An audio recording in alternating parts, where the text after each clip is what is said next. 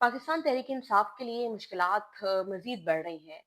जो उम्मीद थी उन्हें सुप्रीम कोर्ट की आईनी बेंच से कि रिजर्व सीट्स के मामले पर फैसला उनके हक में आएगा, आज उसकी समाअत मुकम्मल हो गई है। बड़ी ही तलातुम खेज़ किस्म की समाअत हुई। एक जज जो थे सलाउद्दीन पंवर साहब, उन्होंने अपने आप को बेंच से अलहदा कर दिया और जिसके बाद जो है 10 रुकनी बेंच ने समाअत मुकम्मल की और अब से कुछ देर के बाद तवक्को है कि वो फैसला सुना देंगे। अब तक की जो इन्फॉर्मेशन है, जो जजेस के बयानात हैं, जो रिमार्क्स हैं, उसको देख के लगता है कि तहरीक-ए-इंसाफ को सुप्रीम कोर्ट के आईनी बेंच से कोई रिलीफ नहीं मिलने वाला है और बज़ाहिर ये लगता है कि जो मखसूस नशिस्तें थीं, वो पहले ही की तरह जो है बाकी पार्टीज़ को मिल जाएँ और हुकूमत इस बेहतर पोज़ीशन में आ जाए कि वो दो थर्ड की मेजॉरिटी उन्हें मिले, 2 तिहाई अक्सरियत मिले और वो 27वीं आईनी तरमीम करें। 27वीं आईनी तरमीम क्यों करना चाहती है हुकूमत, इस पे बात करेंगे, लेकिन पहले तहरीक-ए-इंसाफ के बारे में बात करते हैं। तहरीक-ए-इंसाफ की जो हुकूमत है खैबर पख्तूनख्वा में, उसके चीफ मिनिस्टर अली अमीन गंडापुर है। अली अमीन गंडापुर की शख्सियत काफ़ी मतनाज़ा रही है। जहाँ खुल के उनके ऊपर तनकीद नहीं होती थी, अहम मौक़ों से वो गायब हो जाया करते थे। तहरीक-ए-इंसाफ के अंदरूनी क्वार्टर्स में उनके किरदार पर बात होती थी और कहा जाता था कि वो विकेट के दोनों जानिब खेल रहे हैं, लेकिन अब जो है वो बात खुल्लम-खुल्ला होने लगी है। तहरीक-ए-इंसाफ के बानी इमरान खान की बहन अलीमा खान जो है,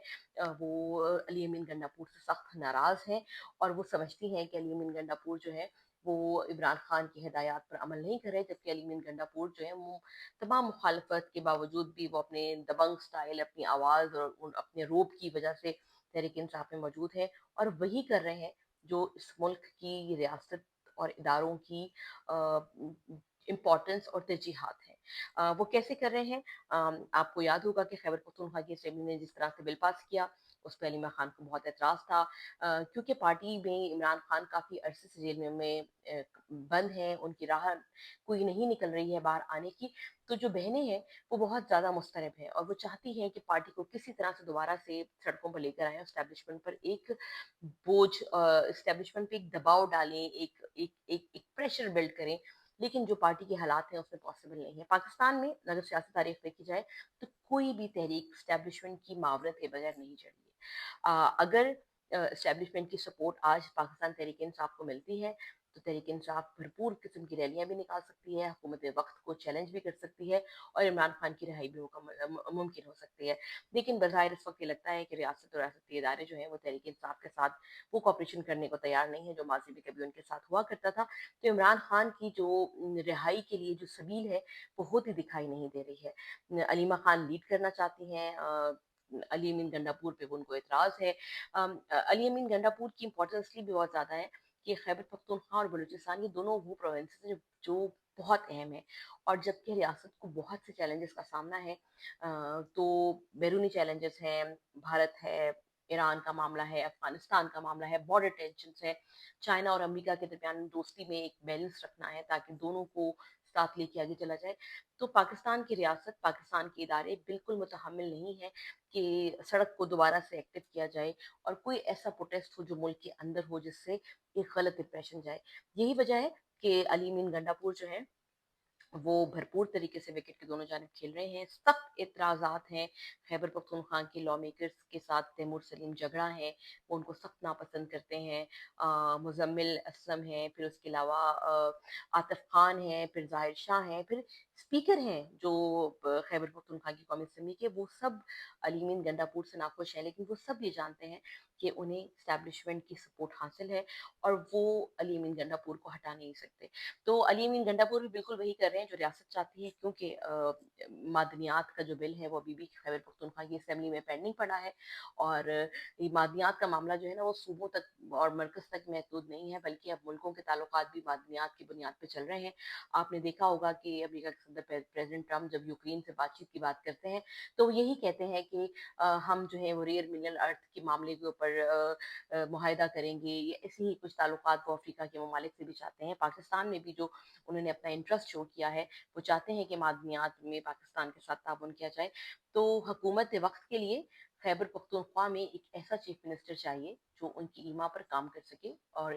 बात कर सके और वो तमाम अपनी इंटरनल पॉलिटिक्स को जो एक वाइडर पॉलिटिक्स के गोल से उनके साथ अलाइन कर सके। बहरहाल इस वक़्त अली अमीन गंडापुर ये काम बखूबी कर रहे हैं। जो कोई भी ये काम करेगा, वो चलेगा, जो वो कुछ वो ये नहीं करेगा, वो नहीं रहेगा। अब जहाँ तक रही बात तहरीक-ए-इंसाफ के अपने अरकान की, तो तहरीक-ए-इंसाफ के अपने अरकान असेंबली अभी इस पोज़ीशन में नहीं है कि अली अमीन गंडापुर के खिलाफ वोट ऑफ नो कॉन्फिडेंस लेकर आएँ, और जिस दिन उन्हें ये लगा कि वो इस काबिल होंगे कि वोट ऑफ नो कॉन्फिडेंस लेकर आएँ, तो अली अमीन गंडापुर उनके करने से पहले ही असेंबली को तोड़ देंगे। तो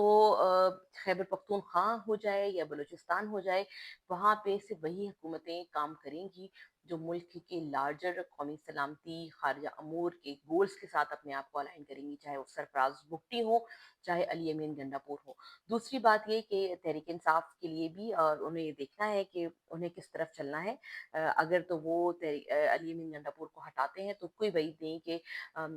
रिजर्व सीट्स में अगर फैसला आने के बाद जो है वो हुकूमत उनके हाथ में ना रहे, बल्कि कोई और हुकूमत बन जाए जिसके वज़ीर आला कोई और हो। तो तहरीक इंसाफ के लिए क्रूशल वक्त है, उन्हें बहुत तरीके से अपने कार्ड्स खेलने हैं, और मुल्क की सियासत में कोई बहुत बड़ी तब्दीली दिखाई नहीं देती है, क्योंकि अभी जो बातें हो रही हैं, अगर रिजर्व सीट्स में फैसला वही आता है जो पहले आया था, और